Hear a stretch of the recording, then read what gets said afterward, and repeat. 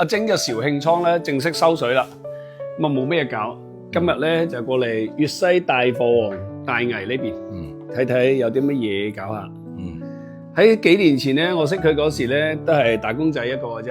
而家今時今日身份唔同啦，已經係幾隻老闆嘅身份啦。收水老闆，作為珠寶界嘅呢個二哥定三哥啊？三哥。OK， 我一出場，你冇市場嘅，你冇市場。OK， 咁啊，今日過嚟睇睇有啲咩花膠咧，可以喎呢啲。一毫幾分紙炸佢啦，好冇？揸呢條碟啊！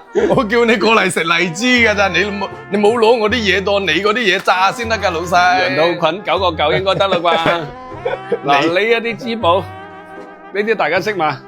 應該啲番薯片啫，番薯片咪20蚊一口係嘛？你冇亂搞啦，全部4點鐘入我直播間，我哋啲嘢全部係貴嘢嚟嘅，你冇亂搞。同你哋炸炸你死，炸得啦。